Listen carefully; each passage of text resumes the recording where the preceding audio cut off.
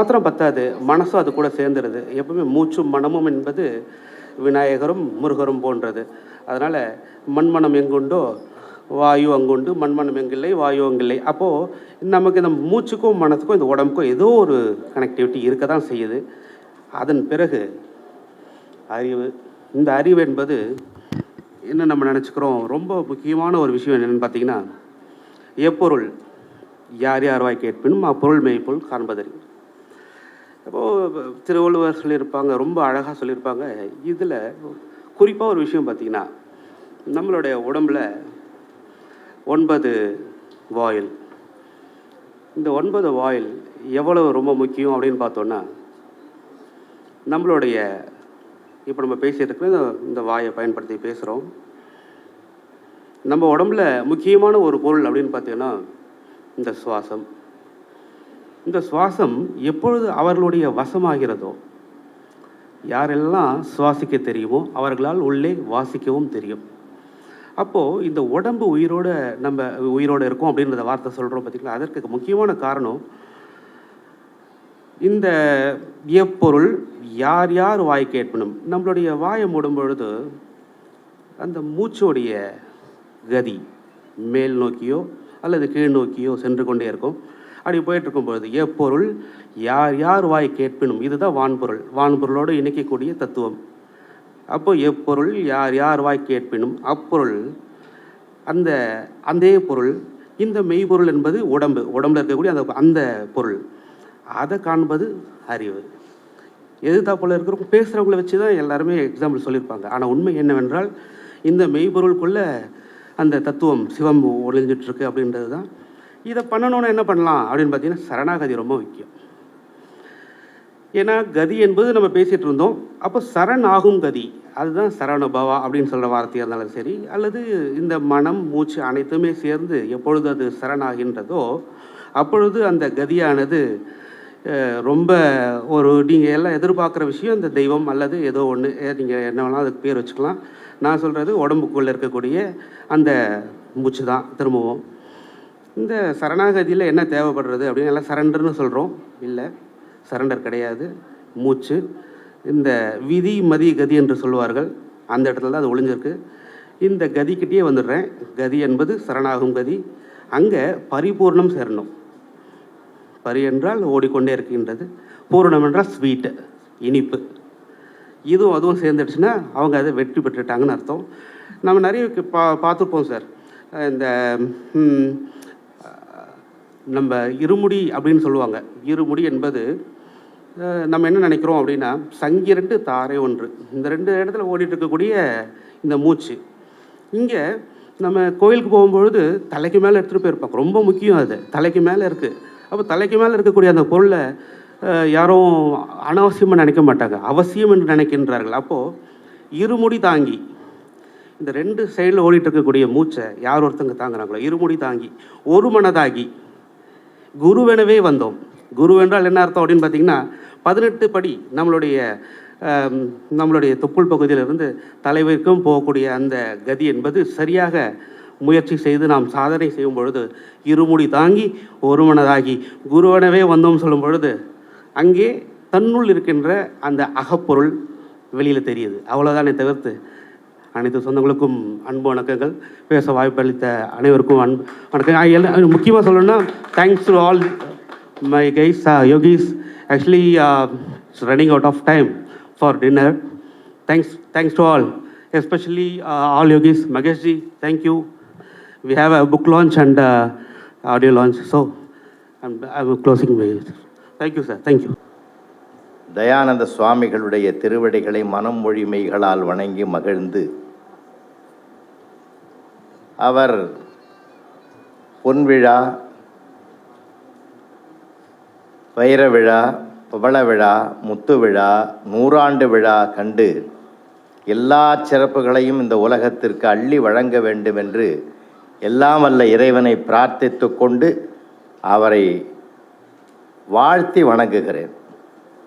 நல்ல ஒரு கைத்தட்டல் கொடுக்கலாமே. இதில் என்ன ஒரு பெரிய பிரச்சனைன்னா, நான் பேசுகிறது ஒரு சிலர் தான் புரியும்னு நினைக்கிறேன். நானும் எவ்வளோ முயற்சி பண்ணுறேன் ஹிந்தி படிக்கிறதுக்கு முடியல. ஏன்னா அந்த மொழி ஒரு மனிதனை இணைக்கிறது இல்லைங்களா? எந்த மொழியும் நல்ல மொழி தான். அப்போ நான் படிக்கிற காலத்தில் இருந்தவங்க அந்த மொழி நல்லது இல்லைன்னாங்க. இப்போ அவங்க வீட்டில் எல்லாருக்கும் அது நல்ல மொழியாக தெரியுது. ரொம்ப சிரமம். என் அன்பு தம்பி மதுரை ராமகிருஷ்ணன் அவர்களே, நம்முடைய ஆதித்யா மீடியாவிலிருந்து வருகிற தம்பி பேர் ஞாபகம் இல்லை, நண்பர்களே, அருமை நண்பர் விஜய் அவர்களே, இந்த பிறந்தநாள் விழாவிலே, சுவாமிஜியினுடைய பிறந்தநாள் விழாவிலே விருது பெறுகிற விருதாளர்கள் அனைவரும் பாக்கியசாலிகள், புண்ணியவான்கள். ஏன்னா இந்த நல்ல நாளில் ஒரு மகிழ்ச்சிக்குரிய விருதை அவர் திருக்கரங்களினாலே பெறுவது என்பது பெரிய சிறப்பு. எல்லாருக்கும் இந்த விருது கிடைச்சிடாது, இன்னாருக்கும் இந்த இடத்துல கிடைக்கணும்னு இருக்குது. இந்த இடத்துல நான் வந்து கண்டுபிடித்த 2 பெரிய சிறப்பு என்னன்னா, எந்த சூழ்நிலையிலும் தர்மம் தளராது. பண்புடையார் பட்டொன்று உலகம் அகுதின்றேல் மண்புக்கு மாய்வது மண்ணுன்னு திருவள்ளுவர் சொன்னார். இந்த உலகத்தில் எந்த மூலை முடுக்கில் ஏதாவது ஒரு இடத்தில் ஒரு நல்ல ஆத்மா, நல்ல புண்ணியவான் இருந்தால் அவருக்காக இந்த உலகம் வாழும் என்றால் அந்த ஒருவர் என்பது நம்முடைய குருஜியாக நமக்கு இப்பொழுது இன்றைக்கு பிறந்த நாள் விழா.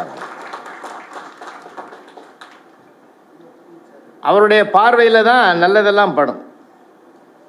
இன்னைக்கு பார்த்தீங்கன்னா இந்த 2 சகோதரர்களை நான் நெஞ்சார பாராட்டணும். இல்லை, பெரிய விஷயம். இந்த குடியாத்தம் பகுதியில் இருக்கிற ஸ்ரீகாந்த் இருக்காரா சார்? எவ்வளோ பெரிய விஷயம் சார் அது. இதெல்லாம் சாத்தியமாகாது என்று விலகி கொண்டு போகிற தன்னுடைய சுயநலத்தை மட்டும் பார்த்து கொண்டிருக்கக்கூடிய இந்த காலகட்டத்தில் எத்தனை எதிர்ப்புகள் வந்தாலும் நான் இந்த பொதுநலத்தை பாதுகாப்பேன் என்று கையில் எடுத்துக்கொண்டு செயல்பட்டு கொண்டிருக்கக்கூடிய ஸ்ரீகாந்த் நிறைய வலிமைகளை பெற்று அவருக்குன்னு ஒரு கூட்டம் ஆதரவு பெருகும், நிச்சயமாக பெருகும். ஏன்னா அது இப்போ தெரியாதுங்க, போக போக வருங்கால சமுதாயம் அவரை வாழ்த்தி பின்பற்றுவதற்கு ஒரு நல்ல வழிகாட்டுறார்.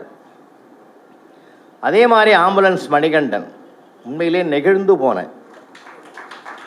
நல்லா கைத்தறி இந்த 2 பிள்ளைகளுக்கு. என்ன இந்த 2 பிள்ளைகளுக்கும் ஒரு பெரிய சிக்கல் என்ன தெரியுமா? ஸ்ரீகாந்துக்கோ மணிகண்டனுக்கோ வெளியில் இருக்கிற பிரச்சனையை விட அவங்க வீட்டில் இருந்தால் பிரச்சனை அதிகம். உனக்கு என்ன இந்த வேலை, சம்பாரிச்சோமா சாப்பிட்டோமா இடத்த வாங்கினோமா வீட்டை கட்டணுமான்னு போகிறத விட்டுட்டு இதெல்லாம் எதுக்குன்னு கேட்கக்கூடிய சூழ்நிலையையும் ஜெயித்து விட்டு சமுதாயத்தினுடைய ஒரு சிற்பியாக, ஒரு அங்கமாக, ஒரு முன்னோடியாக திகழ்கிறார்கள் என்றால் உண்மையிலே மணிகண்டனுக்கெல்லாம் இந்த எண்ணம் எப்படி வந்ததுன்னே தெரியல. நானும் சிந்திச்சு பார்க்குறேன். ஒருத்தருக்கு அண்ணன் இந்த எண்ணத்தை கொடுத்திருக்கிறார், இன்னொருவருக்கு தம்பி இந்த எண்ணத்தை கொடுத்திருக்கிறார். ஒன்றை இழந்தாலும் 1 லட்சம் 1 கோடியை ஈடாகாத ஒரு உயரிய செயலை 2 பேருமே கையில் எடுத்துக்கொண்டு செயல்படுகிறார்கள் என்றால் இந்த சுவாமிஜி, நம்முடைய சுவாமிஜியினுடைய பிறந்தநாள் விழாவிலே அவர்களையும் நான் வாழ்த்த கடமைப்பட்டிருக்கிறேன். அன்பானவர்களே, நம்முடைய குருஜியினுடைய தனி பெருமை, தனி சிறப்பே என்னன்னா, அன்புதான் உலகத்தை ஆளும், அன்புதான் முக்கியம் என்று முன்னிறுத்துகிறார். அன்புக்கு நிகரானது உலகத்தில் எதுவும் கிடையாது. அந்த அன்பினுடைய வெளிப்பாடாகத்தான் நம்முடைய குருஜி அவர்கள் இந்த பிரபஞ்சத்திற்கு சொல்லக்கூடிய செய்தி என்னன்னா, எல்லாரையும் சமமாக பாவிப்பது. இவருக்கு ஒரு இது, இவருக்கு ஒரு சிறப்பு, அவருக்கு ஒரு சிறப்புன்னு இல்லாமல் எல்லாரும் சரி நிகர் சமம் நம்பாங்க மகாகவி பாரதி. அந்த சரி நிகர் சமம் என்ற அழகிய சொல்லுக்கு சிறந்த உதாரணமாக நம்முடைய குருஜி அவர்கள் செயல்படுவது தான் மிகப்பெரிய சிறப்பு. இவர் விஐபி, இவர் சாதாரண ஆளுன்னெல்லாம் பாரபட்சம் பார்க்காமல் எல்லோரையும் சமமாக பார்க்கிற அந்த சமநிலை, நகையே அழுகை இளிவரல் மரட்கை அச்சம் பெருமிதம் வெகுளி ஓகை என்று அப்பாலிட்டே மெய்ப்பாடு என்பது தொல்காப்பியத்திலே 8 நிலைகளை சொல்கிறார். ஆனால் நம்முடைய குருஜி மூலமாக இந்த பிரபஞ்சத்துக்கு கிடைத்த இன்னொரு சிறப்பு சமநிலை என்ற 9வதையும் உருவாக்கி கொடுத்திருக்கிறார். எல்லாரையும் சமமாக பார். ஜாதியை கடந்து, மதத்தை கடந்து, இனத்தை கடந்து, மொழியை கடந்து, செல்வத்தை கடந்து, சிறப்பை கடந்து எல்லாரையும் ஈக்குவலாக சமமாக பார்க்குற அந்த ஒரு நோக்கம்தான் நம்முடைய குருஜியினுடைய மிகப்பெரிய கோட்பாடாக இந்த பிரபஞ்சத்தை நோக்கி பயணித்து கொண்டிருக்கிறது என்பது மிகப்பெரிய சிறந்த விஷயம். அது எல்லாருக்கும் வராதுங்க. அந்த ஒரு பார்வை அவருடைய கருத்துக்கள் எல்லாம் அவருடைய நூல்களிலே நம்ம பார்க்குற போது அதை அந்த கோட்பாட்டை நோக்கி போகிறது. இன்னொரு சிறந்த செய்தியை என் அனுபவத்தில் சொல்கிறேன். அருட்பிரகாச வள்ளலார் பசிப்பிணி மருத்துவராக இந்த பிரபஞ்சத்தில் வாழ்ந்தார். அப்படி வாழ்ந்தார் என்று சரித்திரத்தில் நாம் படிக்கிறோம். ஆனால் நாம் செய்த பாக்கியம் வள்ளலாரோடு வாழ்ந்து கொண்டிருக்கிறோம் என்பதுதான் என்னுடைய பணிவான கருத்து. ஏன்னா அவருக்கு முக்கிய நோக்கமே பசியாற்றுவது. ஒரு மனிதனுக்கு மிக மிக முக்கியமானது உண்ண உணவு, உடுக்க உடை, இருக்க இடம் என்றால் அதில் அத்தியாவசியமானது அந்த உணவு. இன்னொரு உயிருக்கு ஏற்பட்டிருக்கிற அந்த பசி உணர்வை தன் உணர்வாக எடுத்துக்கொண்டு பசியாற்றுகிற மிகப்பெரிய உயரிய மனிதநேயத்தை கையில் எடுத்துக்கொண்டு அன்பே சிவம் என்று உலகத்துக்கு எடுத்து சொல்லி அன்புதான் உலகத்தை ஆளும் என்பதையும் நிரூபித்து சமநிலையை கையில் எடுத்துக்கொண்டு பசியாற்றுகிற மனிதநேயத்தையும் செயல்படுத்தி கொண்டிருக்கக்கூடிய நம்முடைய குருஜி அவர்கள் நம்முடைய வாழ்த்துக்களை அவருடைய ஆசீர்வாதத்தை பெற்றாலே மிகப்பெரிய சிறப்பு.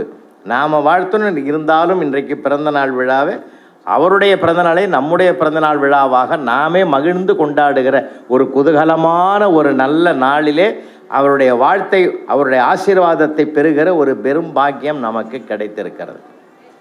சொல்லுவாங்க எல்லாமே குருவிலா வித்தை பாழ்னு சொல்லுவாங்க. மாதா பிதா குரு தெய்வம் என்பது தான் நம்முடைய இந்திய தேசத்தினுடைய மிகப்பெரிய ஆணிவேர். குருவில்லாமல் எதுவுமே செயல்பட முடியாது. தனக்கு பாடம் சொல்லி கொடுக்க மறுத்த துரோணரை கூட ஒரு சிலையை உருவாக்கிட்டு அந்த சிலையை குருவாகவாக ஆன்மீகமாக அதாவது மானசீகமாக ஏற்றுக்கொண்டு வணங்கி கலைகளை கற்றுக்கொண்டான் ஏகலவன் என்பது நாம் அறிந்த வரலாறு இல்லையா? அப்படின்னா நமக்கு இன்னும் ஒரு பெரிய சிறப்பு என்னன்னா, உலகத்தில் பல குருமார்கள் நாங்களும் பல இடங்களில் பார்க்குறோம். ஆனால் சில குருமார்களை கிட்டேயே நெருங்க முடியாது. ஆனால் ஒரு தோழமை உணர்வோடு அன்போடு அரவணைத்து ஒரு குகனை ராமன் ஏற்றுக்கொண்டு பக்கத்தில் இருக்க வைத்தது போல நம்மையும் சேர்த்து அவர் அருகில் இருக்க வைக்கிறார் என்றால் அதுதான் அவருடைய மிகப்பெரிய தனிச்சிறப்பு. அதுதான் மிகப்பெரிய வலிங்க. அது நீங்கள் உணர்வுபூர்வமாக பார்த்தீங்கன்னா தான் தெரியும். சில இடங்களில் கிட்டே போக முடியாது சார் இல்லை. ஆனால் நம்ம அருகில் போய் பார்க்குறோம், பக்கத்தில் இருக்கிறோன்ற அது ஒரு பெரிய அந்த நமக்கு கிடைத்த குருவினுடைய மிகப்பெரிய மகிமைன்றது. ஏன்னா நான்லாம் ஆசிரியர் பணியில் இருந்தவன். ஏறத்தாழ ஒரு 36 ஆண்டுகள் அந்த பணியில் இருந்தவன். ஒரு குரு ஸ்தானத்தில் இருந்தவன். அது வேற குரு இல்லையா? இது அறிவை சொல்லி கொடுக்குற குரு, அது ஞானத்தை போதிக்கிற குரு இல்லை. எங்களுக்கெல்லாம் வெளியிலிருந்து உள்ளே போகும், சுவாமிஜி எடுத்து உள்ளே இருந்து வெளியில் வரும். அதுக்கு பேர் தான் ஞானம்னு பேர். அதுக்கு பேர் தான் அத்தனையும். அந்த கல்வியைத்தான் அவர் விரும்புகிறார். அது அடுத்த கட்டம் பெரிய சிறப்பு. அது புத்தகத்தில் ஏட்டிலே படிக்கிற கல்வி அவர் சொல்லலை. எப்பயுமே புத்திகள் ஏற்றப்படுகிற கல்வி இல்லை, புத்தியில் உதயமாகிறது கல்வி. அந்த ஞானம் அந்த பெரிய சிறப்பு. அந்த ஞான வெளிச்சத்தினுடைய வடிவமாகத்தான் சுவாமிஜி நமக்கு அருள் பாலிக்கிறார். மனிதனுக்கு இன்றைக்கி குருவருள் நிச்சயமாக தேவைப்படுது. ஏன்னு கேட்டிங்கன்னா நம்ம வேலையே நம்ம மறந்து போகுது. நான் ஒரு உதாரணம் சொன்னால் சரியாக இருக்கும்னு நினைக்கிறேன். எனக்கு தெரிஞ்சு நான் ஒரு 20 வருஷத்துக்கு முந்தி சன் டிவியில் பேசுனது தான் இருந்தால் நினைவுபடுத்துகிறேன். ஒரு 10 அடுக்கு மாடியில் 10வது மாடியில் 3 நண்பர்கள் ஒன்றா வேலை செய்கிறான் ஒரு செக்ஷனில். தினம் மத்தியானம் 1 மணிக்கு லன்ச்சு டைமில் 3 பேர் தான் ஒன்றா உட்காந்து சாப்பிடுவான். ஒருத்தன் டிஃபன் பாக்ஸை திறந்தா இட்லி, இன்னொருத்தன் டிஃபன் பாக்ஸை திறந்தா உப்புமா, இன்னொன்று சப்பாத்தி. திங்கக்கிழமை திறந்தான், செவ்வாய்க்கிழமை திறந்தான், புதன்கிழமை திறந்தான், வியாழக்கிழமை, வெள்ளிக்கிழமை, எல்லா நாளும் அதே உணவு தான். இந்த வெள்ளிக்கிழமை இந்த இட்லி எடுத்து வந்தவனுக்கு கோவம் வந்துடுது. அடுத்த திங்கக்கிழமை வரும்போது இதே இட்லி இருந்தால் இந்த 10வது மாடியிலேருந்து நான் கீழே விழுந்துடுறேன். எனக்கு இது வெறுத்து போச்சேன்னு சொன்னான். இவனே சொல்லிட்டானே சீனியரு, நாம் சும்மா இருக்கலாமான்னு அடுத்தவன் உப்மாவுக்காரன் நானும் அதே மாதிரி தான், இதே உப்மாவை வச்சான்னா நானும் விழுந்துடுறேன்னா. மூணாவது இருக்கிறவன் சப்பாத்திக்காரன் சொன்னான், நீங்களாம் இது மாதிரி ஒரு முடிவு எடுத்தால் நான் மட்டும் சும்மா இருப்பேனா, நானும் அதே முடிவில் தான் இருக்கிறேன்னா. திங்கக்கிழமை வந்தது சார், மத்தியானம் 1 மணிக்கு 3 பேரும் ஒன்றா உக்காந்து அவன் லஞ்சு பாக்ஸை திறந்தான். இப்போ குலதெய்வத்தெல்லாம் வேண்டிக்கின்னு திறந்தான். அதே இட்லி, அதே உப்புமா, அதே சப்பாத்தி. இந்த இட்லி எடுத்து வந்தேன் என்னம்னா, சொல்ல காப்பாற்றணுமேன்னு மேலேருந்து கீழே விழுந்துட்டான் சார், ஃப்ராக்சர் ஆகி கிடக்கிறான். அந்த உப்புமாவுக்காரனும் அவனே சொன்ன முடிவு தானே, நாமனும் வழி முடிஞ்சேன்னு அவனும் விழுந்துட்டான். இந்த சப்பாத்திக்காரனும் சைலண்ட்டாக போய் விழுந்துட்டான். 3 வீட்டுக்காரனுடைய அம்மாக்கள் ஒய்ஃப் வந்தாங்க.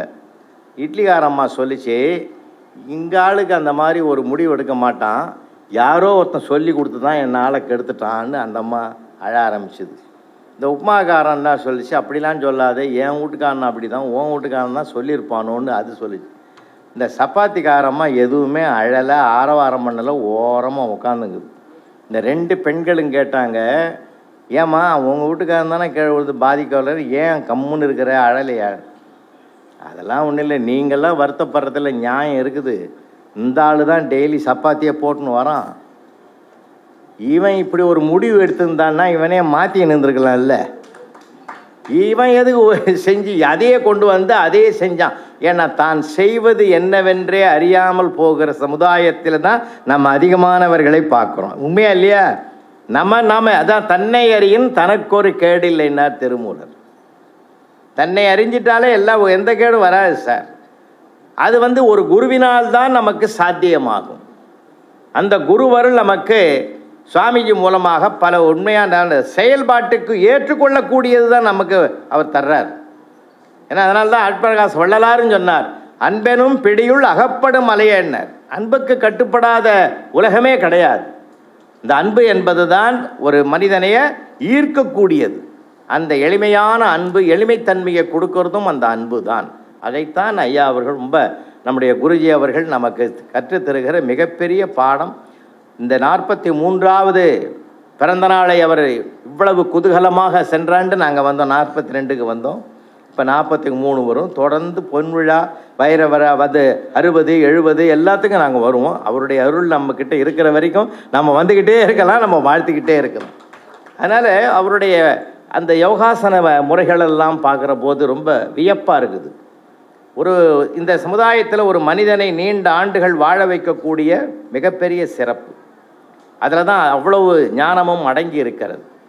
நாங்களும் ஒரு வகையில் ஒரு வைத்தியர்கள், பல நோயாளிகள் நாங்கள் டாக்டர்கிட்ட அனுப்பாத பாதுகாத்துக்கின்னு வரோம். அதில் எனக்கும் பங்கு உண்டு, தம்பி ராமகிருஷ்ணனுக்கும் பங்கு உண்டு. ஏன்னா நாங்கள் பல கூட்டங்களை நாங்கள் பார்க்குறோம், போகிறோம், வரோம். ஒரு குருவும் மாணவனும் அமைவது என்பது லேசான விஷயம் இல்லை. அந்த குரு சீடனை நம்மளாம் இவ்வளோ பேர் டிவோட்டிஸாக நம்ம இருக்கிறோம். நமக்கு தெரியுது அந்த ஆத்மார்த்தமான அந்த ஞானத்தினுடைய வெளிச்சத்தை நம்ம உணர்கிறோம். ஆனால் இங்கே ஆசிரியர் மாணவர் குருன்றது வேறு விஷயங்க. எங்களுக்கு தான் பக்குவம் வந்தது. நாங்கள் அவங்களுக்கு பக்குவத்தை உருவாக்குறத விட அவங்களால தான் எங்களுக்கு பக்குவம் வந்ததுங்க. ஏன்னா அந்த பக்குவத்தை பற்றி நாங்கள் பல இடங்களில் பாடம் கேட்டதுனால நாங்கள் பதற்றமடையவே மாட்டோம். அதுதான் முக்கியமானது. இன்னும் சொல்ல போனால் இந்த மகான்களுடைய அருட்பார்வையினால் எங்களுக்கு கிடைத்த பலன் என்னன்னா, தாக்குதலை கூட தாங்குதலாக மாற்றிக்கொள்ளுகிற பக்குவத்தை நாங்கள் பெறுவோம். ஏன்னா இதே கும்பகோணத்துக்கு நான் ரோட்டரி மீட்டிங் பேச போயிருந்த போது எங்கள் வீட்டம்மா சொல்லிச்சு, உனக்கு கும்பராசிக்காரன், அங்கே கும்பேஸ்வரரை போய் தரிசனம் பண்ணிட்டு வா அப்படின்னு. சரிம்மான்னு சொல்லி ஒரு கடையில் போய் ஒரு 100 ரூபாய் எடுத்து கொடுத்து அந்த பூஜை தட்டு கொடுப்பான்னு அவன் பூஜை தட்டை எடுத்து கொடுத்தான். அதில் பார்த்தா தேங்காய் இருக்குது, வாழைப்பழம் இருக்குது, கற்பூரம் இருக்குது, எல்லாம் இருக்குது, பூ இருக்குது. எப்பா முக்கியமானது இல்லையப்பான்னு கேட்டேன். என்ன சார் முக்கியமானது? எல்லாம் தான் இருக்குது அப்படின்னா. முக்கியமானது வெத்தலைப்பாக்குடா, அதுதான் முக்கியம். 2 வீட்டு ஏன் சார் வெத்தலைப்பாக்கு அவ்வளோ முக்கியம்னா, ஒன்று கேட்டுட்டேன், கேள்வி கேட்ட பதில் சொல்லணும், என் கடமை இல்லையா? 2 சம்பந்தி கூட பொண்ணு வீட்டுக்காரனும் புள்ள வீட்டுக்காரனும் தட்டு மாற்றிக்கிறான். என்ன தட்டை மாற்றிக்கிறான்? வெத்தலைப்பாக்கு தட்டை தான் மாற்றிக்கிறான். ஏன் தெரியுமா? சிலது செடியில் கிடைக்கும், செடி அதோடு நின்றுடும். சிலது மரத்தில் கிடைக்கும், மரம் அதோடு நின்றுடும். ஆனால் கொடிக்கு அளவே கிடையாது, எத்தனை கிலோமீட்டர் வேணாலும் படர்ந்து போயிட்டே இருக்கும். அந்த கொடியில் கிடைக்கிற வெத்தலையை கொண்டு வந்து மாற்றிக்கிறது ஏன் தெரியுமா? உன் உறவும் என் உறவும் கொடி போல் படரணுன்றதுக்கு தாண்டா வெத்தலையே நம்ம வைக்கிறோம். அப்போ பரமாத்மாவுக்கும் ஜீவாத்மாவுக்கும் இருக்கிற தொடர்பு பிறவிதோறும் தொடரணுன்றதுக்கு தாண்டா இந்த வெத்தலை பாக்கே வைக்கணும். இவ்வளோ செய்தி இருக்குதா சார்? இவ்வளோ தெரிஞ்சிருந்தால் நான் வாங்கியாந்து வச்சுருப்பேனே, அடுத்த முறை வச்சிடுறேன் சார், ப்ளீஸ் கோச்சிக்காதீங்க, 3வது பெட்டி கடையில் கேளுங்க, அவன் வச்சிருப்பான்னு.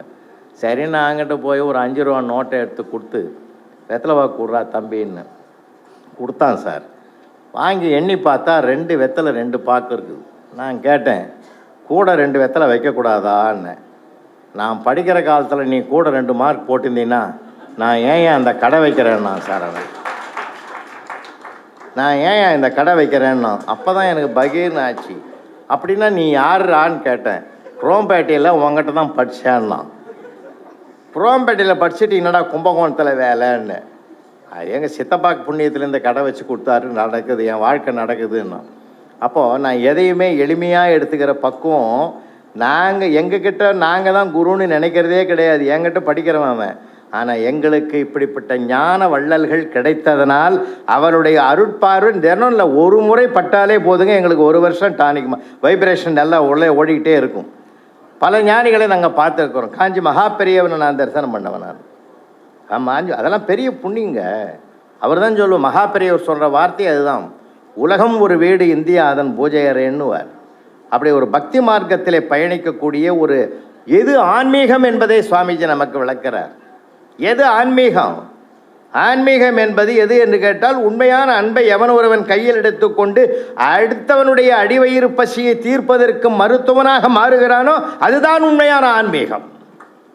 நான் படித்த கல்வி எனக்கு சம்பாத்தியத்தினை கொடுத்து என்னை உயர்த்துவதற்காக அல்ல, இந்த பிரபஞ்சத்தை உயர்த்துவதற்கான கல்வியாக அது இருக்க வேண்டும்.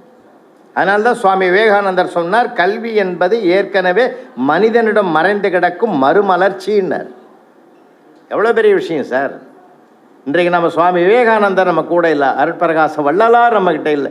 ஆனால் அவர்களெல்லாம் சேர்ந்த ஒரு ஞான பெருவள்ளலாக நம்முடைய குருஜி நம்மிடத்தில் எளிமையாக இருந்து நல்வழி காட்டுகிறார் என்றால் அது நாம் செய்த புண்ணியம், நாம் செய்த பேரு. அந்த மகான் மேலும் மேலும் பல ஆண்டுகள், நம்முடைய 100 ஆண்டுகளையும் வெற்றி கொண்டு, அது என்னமோ இந்த வருஷம் எனக்கு பெரிய சிறப்பு என்ன தெரியுங்களா? அண்ணா ஒரு 3 மாதத்துக்கு முந்தைய அண்ணா நகரில் ஒரு பாட்டிக்கு 101வது பிறந்த நாள் விழாவில் பேசிட்டு வந்தேன். உண்மையிலே பெரிய விஷயம் இல்லை அது. அந்த அம்மாவுக்கிட்ட ஆசீர்வாதம் வாங்கிறதுக்குன்னே போனேன். அதே மாதிரி இப்போ சமீபத்தில் 103வது வயதை தொடங்குகிற ஒரு பெரியவருக்கு நான் போய் போன 10 நாளைக்கு முந்தி தான் பேசிட்டு வந்தேன். அது மாதிரி நமக்கு நிறைய ஒரு இறைவனுடைய அருளால் கிடைத்த ஒரு பெரிய வாய்ப்பு. இதில் என்ன பெரிய சிறப்புன்னா, சாதாரண மானுட வாழ்க்கையை கையில் எடுத்து கொண்டவர்களை நம்ம வணங்குவதை விட இன்றைக்கு பிரபஞ்சத்தை நோக்கி பயணிக்கக்கூடிய குருவருளில் நிறைந்திருக்கக்கூடிய நம்முடைய மகானவருடைய பிறந்த நாளிலே நாம் ஒரு அங்கமாக கலந்து கொண்டு அதிலே பங்கு பெறுவது என்பது மிகப்பெரிய நாம் செய்த புண்ணியம். அதுதான் நான் நினைக்கிறது. அவங்கெல்லாம் இறங்கி வர்றது 2 விஷயத்தை நான் சொல்லி முடிச்சு விட்றேன்.